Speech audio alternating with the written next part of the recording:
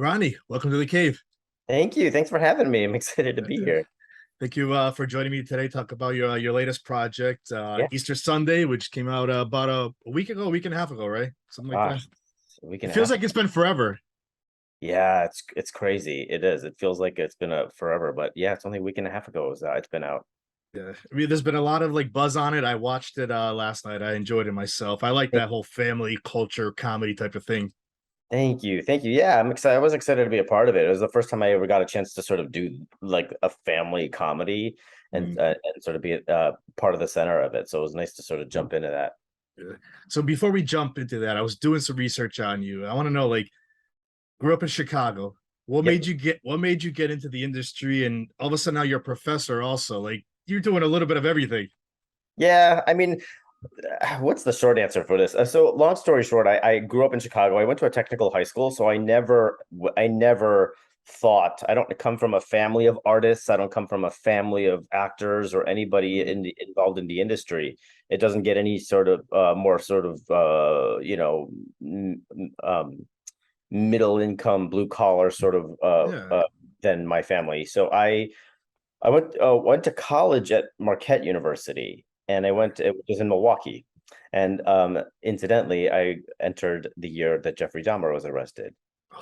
So there's that for those of you old enough to know who Jeffrey Dahmer is. Anyway, so when I got there, I was a chemistry major, and it was one of those things that I was like overwhelmed with, like my first semester, and it was all the STEM courses, and it was very difficult for me. So I spoke with my advisor, who at the time, I don't know again if anyone's old enough to know, back then, remember, I'm assuming we're somewhat of the same age. And they had college catalogs. Oh yeah. So if you wanted to look through your school for classes, you have to open like this massive sort of yellow pages of Yeah, yeah.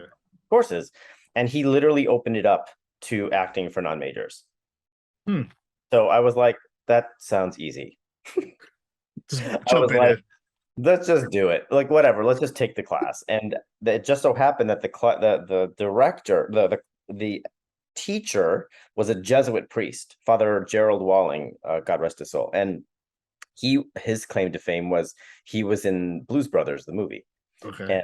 And anyway, so he asked me if I was at all interested in actually doing this professionally. I was like, no, absolutely not. No, that sounds ridiculous.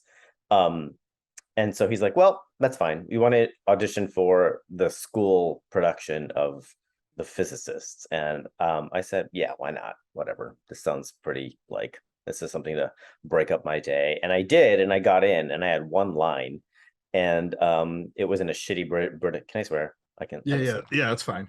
it was in a shitty British accent. I don't even know if it's a British accent. I just made up some sort of like what I thought at the time was some sort of European accent. Hmm. And I did it, and I kind of got bit by the proverbial bug. And then I started training from there. So I cut my teeth in theater. I trained at the Milwaukee Repertory Theater, which still is one of the sort of premier regional theaters in the country. And I started training there, and then I went to Chicago for a little bit after college and did some theater. Then I went to New York and did a bunch of theater. And I never had any sort of sights on set on television and film. And to be perfectly frank, the reason why I didn't have any sights set on is because there was just nobody who looked like me doing it. Hmm. I mean, I wasn't sort of conscious of it, but it just goes to show you how sort of insidious it is. I just didn't have anybody to sort of be like, oh yeah, if that can do it, I can do it.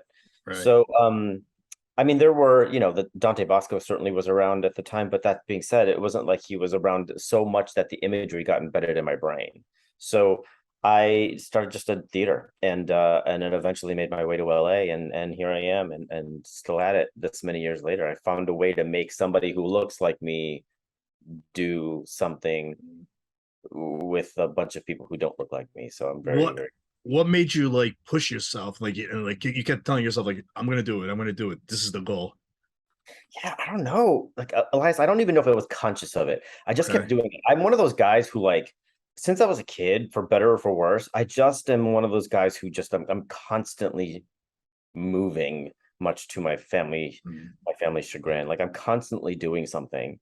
And I at the time you know, I didn't, by the time I graduated college, I wanted nothing to do with chemistry. So Right. I was doing theater and doing theater. And yeah, there were still parts of me that was like, oh yeah, maybe I'll branch off and do something else later on. But I just kept finding myself building upon the theater work that I did. And then eventually I had nothing else available to me other than all of this acting work that I started doing and writing and creating and stuff. So that is how just because of sheer diligence, and then eventually it started to creep in my brain. I'm like, oh, I need to, this needs to sort of be bigger now that I got older and more aware. I started to want to do more with it, and that's why I started, you know, really persisting and very specifically trying to you know, be better about representation. Mm. So What kind of family environment did you grow up? Because the way, because the reason I want to ask you this is because like so I've had guests on where one of the things I've asked them is like, when you told your family, okay, you know, I'm gonna go for the acting thing, did they try to hold you back? Did they try to tell you go for it? You know, like, because there's been some parents that have been strict about it, like, no, we don't want you to do this. We want you to go to be a doctor or a teacher or architect or oh, well, I always tell people, if you watch the movie, if you watch Easter Sunday, yeah. to the world, it's a movie. To me, it's a documentary. My mom never, she just, I mean, there was just no, I grew up, my mother raised me and my brothers. Okay. My dad was not in the picture. But that being said, like she just had no awareness of it. There was nothing to sort of support because there was Mm, nothing that backed it for her. okay. So I didn't grow up in a strict household, but I grew up in a very practical, pragmatic household. And so this is so out of her league. Out of her league sounds terrible. Out of her realm of understanding. To this day, even, you know, my mom, because I went to college for chemistry, my mom for many years, just up until recently, I always tell people, she would say when people are like, "What's Rodney doing?" She's like, "Well, he's a chemist, but he's acting right now." I'm like, I I haven't done shit with chemistry since college, like Right. literally nothing. So yeah, I think now she's starting, you know, she's able to tell people I'm an actor, but I don't know if she solidly understands it. Like she doesn't Mm, understand it as a profession. She doesn't understand it as we yeah. file like any independent, like any sort of independent contractor a lot of the time. Right. People who own their own business. And so she yeah, that's how she, that's the sort of environment I grew up in. I think my extended family is excited and they get to sort of really sink their teeth into it, but my mom is still sort of skirting around it, being like, I Mm. don't know, is it going to bite me? Like she's that, you know, she's still and I'm totally okay with that at this point in my life. I don't need her to embrace it because there's something really grounding in her just sort of still looking out for me on everything, you know, Mm. in every other way. But what's been her reaction to like seeing you on TV and movies? Did you get paid for that? That's a reaction. Yeah, she See, literally, when I booked Easter Sunday, I think one of the first things out of her mouth is like, "Is this a paid job?" Um, so there's that. She sees me and she's like, she again, she didn't grow up in this, so I don't know. yeah. It's still foreign. It's like her going to a foreign country and trying to give somebody a compliment. Mm, You know what I mean? She's like, you know, when I went to Chicago recently to go watch the screening of Easter Sunday with my family, yeah. and when she was walking down, I was like, "Mom, what'd you think?" And she's like, "I didn't fall asleep." And you know what? That That's a I know. bonus. The translation is she loved it. So again, like I'm not going to try and force a square peg in a round hole because I Mm. think this is what makes it my situation sort of relatable, are families who don't have necessarily the language. And I think that's one of the things that Easter Sunday, I hope that Easter Sunday brings forth. No, by doing some research on, well, what about the professor thing? How did that happen, by the way, before we jump into the next? Again, like, so you, this is one of those things that I didn't set out to be a professor. You know, I've always been business oriented. Like that's the left side of my brain. So I've always been really, that's maybe the science part that's always Mm, stayed with me. I've always enjoyed the business. There's a lot of people who are like, I hate the business, and I'm like, I love it. For me, it's like a game. right. So I've always been really conscious of it, and you know, I've all because Elias, because I look the way I do, I Mm, didn't like. step forth into Hollywood, and then all of a sudden it just sort of took off from there. I I'm not conventional. I'm well aware of it. I'm a middle-aged man who looks like a boy. It's not like shows are constantly, being written for somebody who looks like me. So I kind of had to find my way. And again, it wasn't something I was super conscious of it. I was forging this sort of life for myself without knowing that's what I was doing per se. So I amassed all of this information. I had to be a multi-hyphenate before that word was even trendy, right? I was creating work with my friends before there were, cell phones for us to sort of Right. work with, create movies with, right? So I was doing a lot of that in theater, and eventually it became these extensions of me that were always with me. And so when I was a few years ago, when I shot a pilot, a network pilot that was, all systems go, and then as it happens in Hollywood, it got pulled from underneath me and from underneath everybody involved. And I kind of was like, oh shoot. And it just so happened, serendipitously, a friend at the time was working at USC, and they were looking to bring in working professionals to start teaching Okay. students, right? Because we are in LA, the epicenter of Hollywood.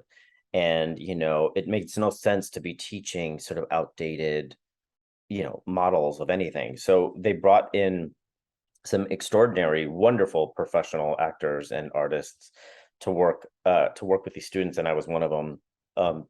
Very grateful for that situation. And so That's awesome. that's how I fell into it. I thought I was going to teach one class on kind of like building your own multi-hyphenate sort of world. I thought that's why I was brought in. I was just going to teach actors how to also have all these other extensions of themselves so they can compete and remain relevant.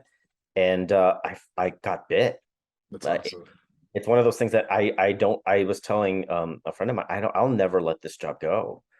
I mean, I don't have to be there, but I love doing it.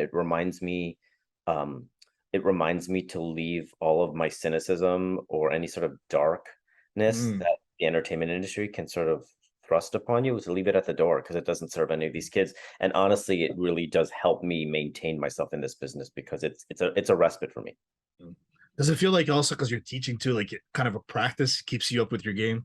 Oh yeah, it's a gym for sure. Yeah. For sure. Yeah. Yeah, these many of these kids are far better of an actor than I can ever imagine myself to be, and I'm learning from them, right? Oh, And then also, like, I'm constantly, one, and not to get too, academic about it, but so much of what we do, as I'm doing with you right now, is communication. yeah. And so my ability to communicate what it is that I do, or what it is that they want to do to them, and give them that language, is only going to serve them in their careers, right? Like, so many actors and artists, you're like, you'll go up to somebody and be like, talk to us about it, and they're like, I just do what I do, I'm just like in Right, the right. I'm just a natural. Yeah. Well, imagine that on a business end of things. If you told somebody like, hey, I have $1 million, let's put it in feature film, I have $200 million, Mm. how do you plan on contributing to my movie? And they said, I'm just going to do what I do, I'm just going to be natural with it, I'm just going to go with the flow. That someone's going to be like, I don't know if I want to invest in that.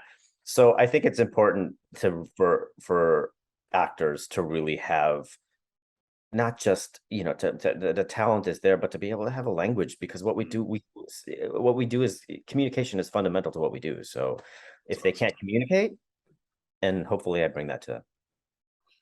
That's awesome. Easter Sunday now. Let's jump into that because, like I said, I enjoyed it. I watched it last night. It was my wife could hear me laughing downstairs when I was watching it. And your character Tito, he's hilarious, and I can't wait till we jump more into that. But how did you get approached now for this project? Um, there was no sort of off the beaten path way of me getting this. I auditioned for it.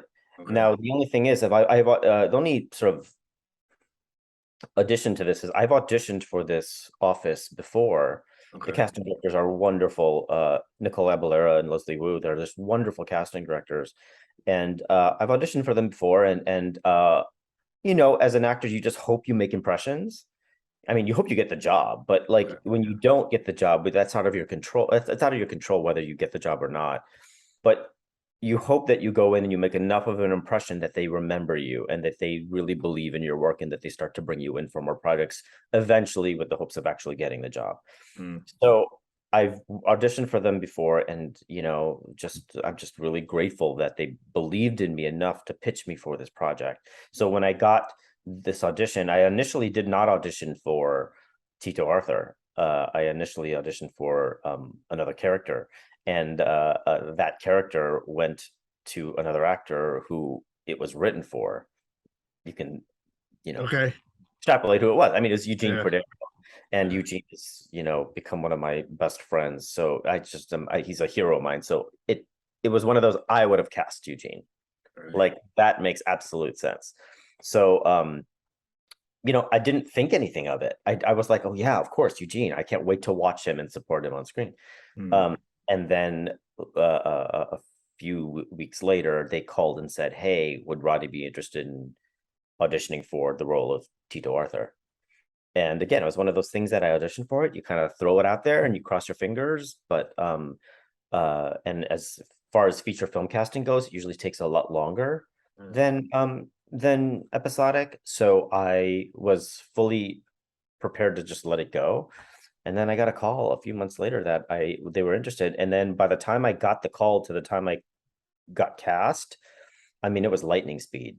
Really. I got the call that I got the offer, and then like on a Tuesday, and then I was in Vancouver quarantining to start shooting on Sunday. Wow.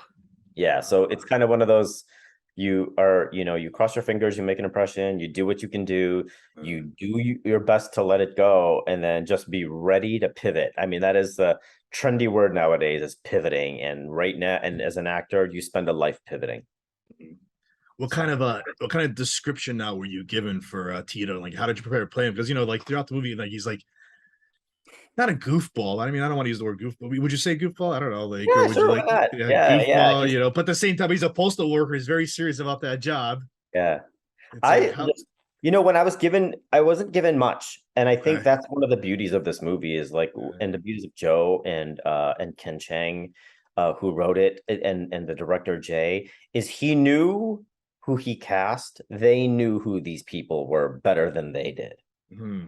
if that makes any sense, right? Because we are Filipino. Like that's like, you know, that's like, you know, I'm assuming you're Greek, Elias. Yes. Like, Yeah. and Yep. imagine, you know, me hiring you and being like, here, let me teach you how to be Greek. Right. Like, you're like, you can suck a bag. Like, you know exactly what you're doing, right? So I think that's one of the great things about the casting of this movie is he knew that not only we were just Filipino, but Mm. we knew about being Filipino, and they kind of let us play and they let us find these characters. And I've always saw Tito Arthur as somebody who just loves being an American immigrant, and he takes great pride in it.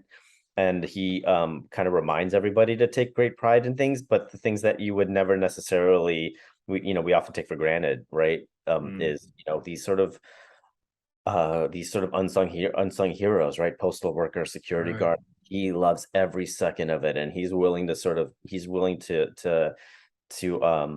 to shout it from the mountaintops. And I think that that's something really special about him. I mean, I know exactly who these people are. My uncles and stuff take great pride in the most mundane things. And I think that that to me was really fun to work with. Mm. And he loves it. It's funny because like the scene where you have like all the weapons around your waist, Yeah, and then you're huge with martial arts. yeah. Oh my gosh, I was uh back, that little bit of a movie anecdote. When we shot that, I mean, I don't know how to work those things. I don't know how to. I've never professed myself to be any sort of weapon specialist. So when they gave it to me, I was like, all right, here we go. Let's just play with it. And no joke, like I think it was like the second time I like took the butterfly knife and I flipped it Yeah. around, cut myself open. Son of a gun. So yeah, but it was just great to sort of, you know, to play with it and to entertain. I was telling one of the other crew members the other day that it was fun watching them respond to it. Mm, I knew if we were able, it's just not just me, but if we were able to get them to laugh, we knew we were doing our job right. mm. So it was very fun. And that was one of the more very specific moments where we were able to get them laughing. Maybe you could explain something to me too. I noticed throughout the film, Titas and Titos. There's a few of you. Yeah. Yeah. What's So Tito and Tita are the term of respect for uncle and aunt. okay? Right. So Tito's for uncle and Tita's for aunt, right? So we call that's sort of the term we use Mm, for that. And Tito and Tita could be used it's just a Greek family. Like we don't it's very rare you'll hear me use the word like, oh, it's my second cousin, yeah. right? Or my second cousin first removed. Like we don't use those terms. So oftentimes Tito can be sort of expanded into, oh, that's my neighbor, but we're better than friends. We like Right. them, so I'll call them Tito so and so, Yeah. or It's kind. so. Yeah, it's kind of like that in Greece too. Because I lived in Greece when I was young for 4 years, and it was like even if it wasn't like even if it was like a long distant Mhm. relative, Theo, because it's out of respect. And Thea, correct, is Yeah, for yeah, correct. yeah. Yeah, yeah, Yeah, so yeah. You're Greek. it's the same version. Yeah, it's the same. Yeah. I learned some bad words. I went to a lot of. I went to grammar school with a bunch of wonderful Greek kids who taught me. Yeah. Oh Words, yeah. Well, so. what else are they going to teach you? I know. Now, throughout the film, how would you describe like the chemistry working with like Jo Koy and like Lydia, Tia Carrera, just to name a few? I mean, it sounds so cliche to say it, and every time it comes out of my mouth, I know that it's not necessarily like, I know people kind of love hearing the juice, but the reality is, I mean, I don't want to lie. Like it was literally instant chemistry from the Mm, get-go. It's just one of those things. I yeah. think we all came from this place of like, we've never had this opportunity. I've played Filipino before. I'm not gonna hide, I'm not gonna, hide Right. behind that. I've played with another Filipino before, or I've had a Filipino mother on television before, but I've never had like a Filipino cast Right. set in a Filipino-American world with accents and non-accents and just the world, the backdrop, the fabric, the DNA Mm, of film of the project was being Filipino or Filipino-American. So this is the first time, and that I think, I mean, forgive me if I'm speaking for everybody, that we've all collectively had something like this. mm, So I think instantly we just glommed onto it from the get-go. From the get-go, we had this kind of we just knew the sights, the sounds, the smells, all of it. So there was right. no getting used to it. So we all could jump in from the middle, if that Mm. makes sense. So Man, that was really, I was gonna say it's kind of like the My Big Fat Greek Wedding when I was watching it. I'm like, this is my life, like in certain scenes. yeah, yeah. That's what we hope. We hope that people sort of see this movie as not a different than theirs, but an extension of theirs. Like it's the Mm, same. It's all the same at the end of the day. Like we all have families that we love and that we attach ourselves to, and then we also know that they're problematic and it's not easy for people all the time. And that to me is, we hope that the specificity of being Filipino brings out like the universal holistic themes of being part of any kind of American family. mm. Would you ever want to do like a sitcom based off something like that? Yeah, Yeah, yeah. because I can tell you like the comedy aspect. I can I mean, tell. that's my bread and butter. Again, I didn't go. It's one of those things I never said like, I am going to be a comedic actor. I'm going to be on SNL. I'm going to do, like, I never said any of that stuff. Yeah. But it's the thing that came, that sort of, again, in my DNA. It's the thing that I can, it's my parachute. I know I can do it. That sounds self-aggrandizing, but it is what I do. What is the thing that I'm the least fearful of? Yeah. Um, but also I didn't set out to do comedic work. Right. So, but yes, it is the thing that, my calling card, as it were. So now it's available at theaters. When's the streaming date? Have you heard anything about that? When it's gonna be available to stream? No, I hope that the streaming date isn't for many weeks to come. There you go. There you But go. that said, we don't know of a streaming date. We know it's coming out to the Philippines, which is going to be a big deal. Like I think it's Mm, August 30th. wow. But yeah, like that's a huge thing for the Filipino community. We're excited about that. But no streaming date yet, as of that I know of. That could change minute to minute, as you know. Right. Now, what's next for you now? I saw that you're some new Netflix project you're about to be part Yeah, of. yeah. Tell us a little about that. I'm already shooting it. I'm doing a new Netflix show. Brad Falchuk is the executive producer. It's created. Um, Byron Wu is our creator showrunner, and it is starring Michelle Yeoh.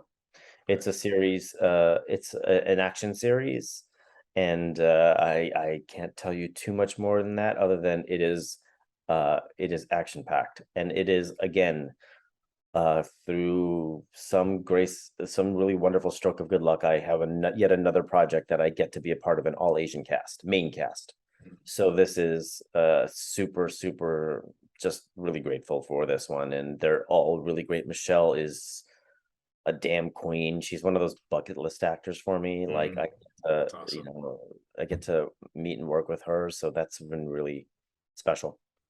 So when's the release date for that? Is there any idea? Oh, there's some. We're I still assume shooting. 2023 or something like that. It's got to be 2023 in the summer, because I mean Yeah. we're shooting now.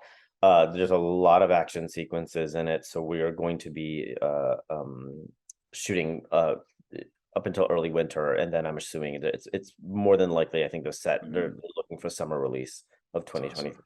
Yeah, it's great. I'm excited about it. Yeah. I get to just sort of play the guy who chases after everybody, but There you go. There you go. Roddy, last how can the listeners and the viewers find you on social media, keep up with you? oh, see, social media.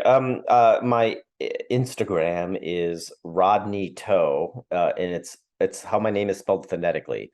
RODKNEETOW, Rodney To. And then Twitter is Rod Red Rod. I don't know why I made them different, but that was like 10 years ago, and I'm afraid if I change it, people are going to freak out.